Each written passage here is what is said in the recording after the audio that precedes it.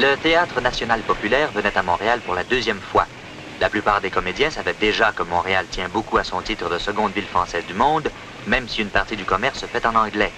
La plupart des comédiens savaient déjà que le théâtre, même populaire, attire fort peu d'Iroquois en costume de gala. Que Montréal est une île au milieu d'un continent, mais aussi un port de mer. Mais surtout, la troupe savait qu'elle allait trouver un public enthousiaste.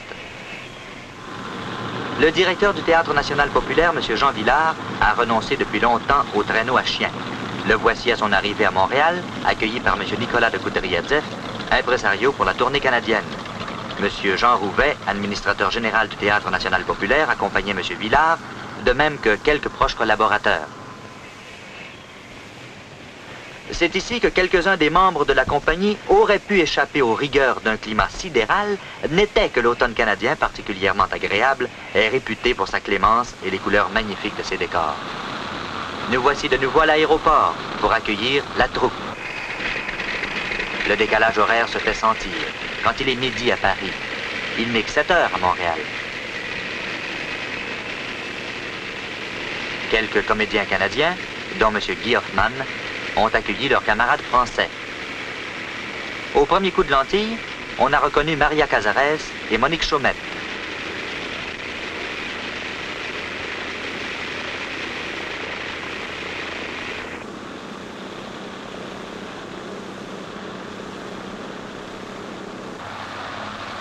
Demeurant sur les lieux, Gérard Philippe n'est arrivé que 2 jours plus tard. Avec lui, Geneviève Page, Jean Deschamps et quelques autres.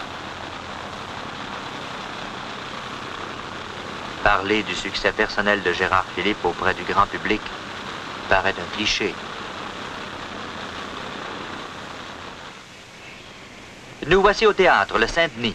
Le TNP présente Henri IV de Pirandello, Le Triomphe de l'amour de Marivaux, Lorenzaccio de Musset, Le Cid de Corneille et, en effet, de Victor Hugo.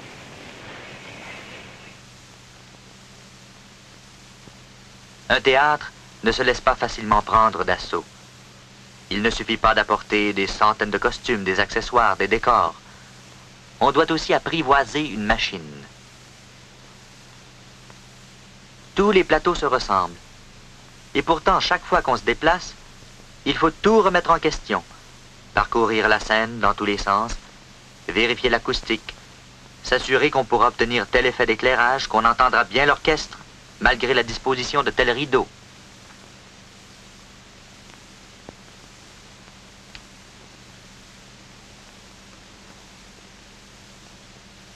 Mais les régisseurs ont l'habitude d'adapter les spectacles aux exigences du plateau et de la salle.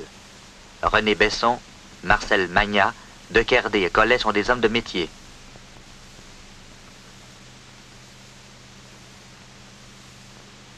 Maurice Jarre, compositeur de la musique et chef d'orchestre, s'occupe lui-même des répétitions. Le tout se fait bien sûr sous l'œil attentif du patron. Le jour de la première, nous nous sommes rendus à la répétition de Marie Tudor. Saisir quelques images qui ne racontent pas d'histoire, si ce n'est qu'elles mettent en évidence les exigences d'un très beau métier, celui de comédien. Jusqu'à la première de chaque spectacle, les comédiens ont répété presque sans arrêt. Les premiers jours, certains d'entre eux n'ont vu que leur chambre d'hôtel et le théâtre.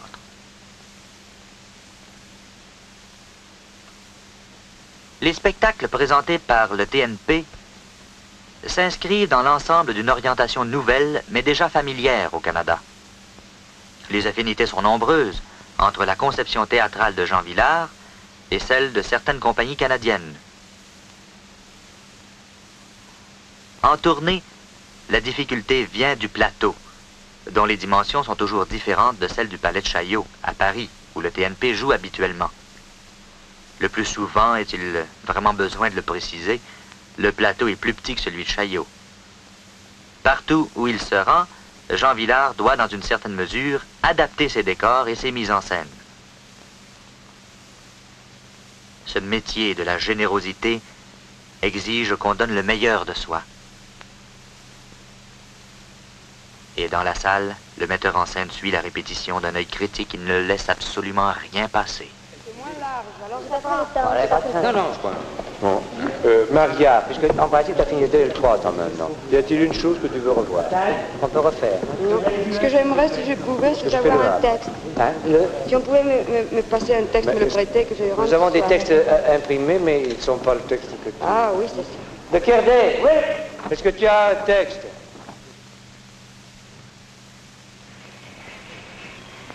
Soir de première.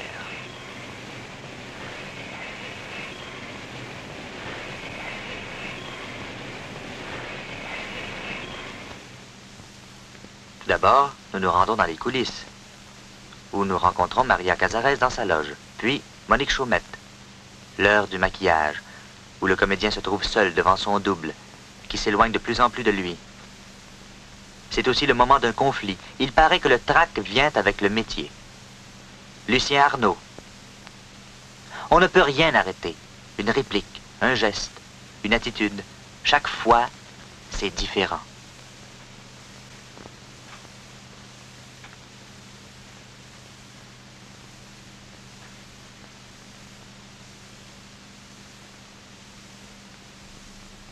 Le théâtre Saint-Denis se consacre ordinairement à la cause du cinéma français. Mais il arrive de plus en plus souvent d'ailleurs qu'on y retourne aux sources. Le Théâtre national populaire inaugurait la saison théâtrale de Montréal. Le public de la première en était à sa première. À l'affiche ce soir, Marie Tudor.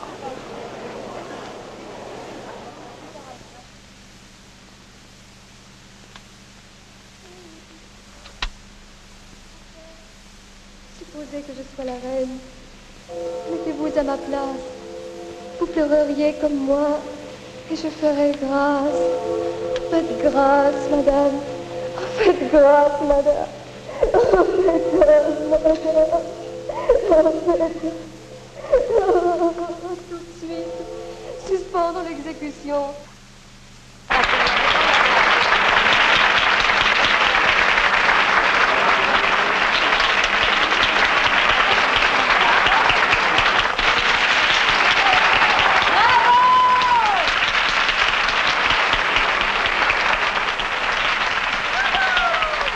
Le TNP a remporté un très grand succès à Montréal, où le public est de plus en plus nombreux et très intéressé par le théâtre.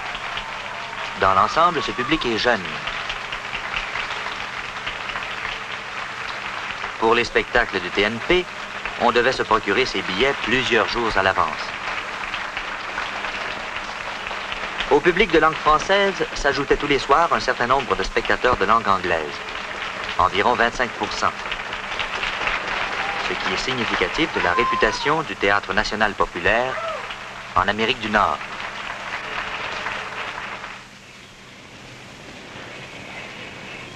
Hôtel Ritz, l'une des premières réceptions en l'honneur de la troupe de Jean Vilar. Le consulat de France recevait.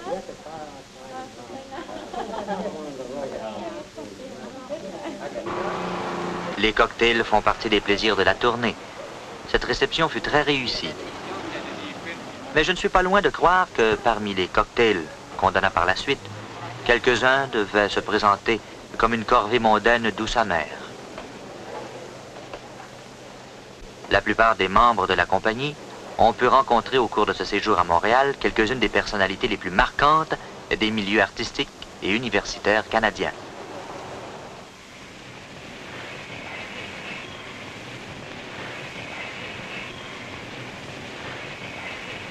Lorsqu'on est à Montréal, la promenade à la montagne s'impose. La vue s'étend sur une grande partie de la ville, au loin le port de mer, plus près, le quartier des affaires. Jean Vilar a profité de quelques heures de répit pour se rendre au sommet du Mont-Royal, qui se trouve au centre de la ville. Quelques jours auparavant, on avait dévoilé une plaque qui raconte en quelles circonstances les découvreurs ont planté une croix au nom du roi de France sur le Mont-Royal. Jean Vilar était accompagné de l'administrateur général du Théâtre national populaire, Jean Rouvet. Dans le même décor, mais sur le flanc opposé, nous avons rencontré Jean-Paul Moulineau et Daniel Sorano qui s'offraient le luxe d'une crevaison. Ce Mont-Royal est un immense parc au milieu de la ville. L'automne, les écureuils peu sauvages s'empressent de faire des provisions pour l'hiver. Et les feuilles sont très belles, depuis le jaune jusqu'au rouge, le roux, le brun. Moulineau et Sorano avaient décidé de se rendre au lac des Castors. En tout temps, les touristes y sont encore plus nombreux que les castors. Cet édifice est un restaurant, au sens plus américain que français du terme. Disons, un snack-bar, ouvert à l'intention des promeneurs solitaires qui ne le sont pas toujours au retour, ou encore des sportifs.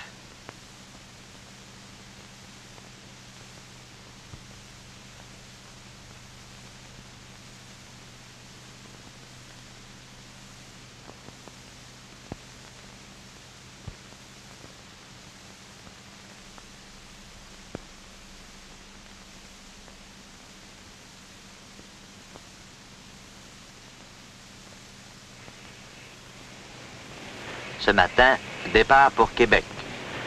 Quelques représentations, puis ce sera New York. On sait que Jean Vilar préconise un style théâtral qui lui fait préférer, par exemple, le rideau de velours noir à une architecture trop lourde de décors.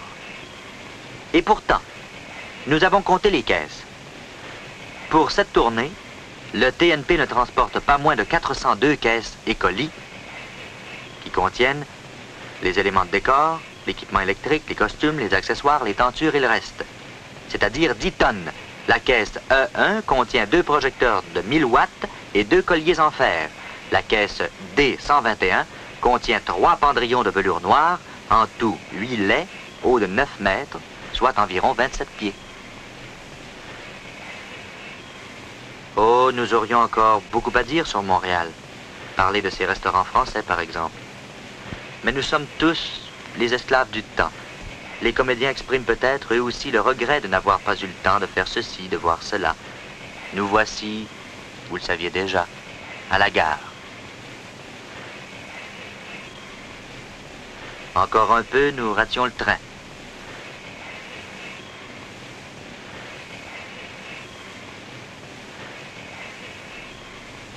Sorano et ses cannes à pêche. Oh là là, il a pris des brochets comme ça.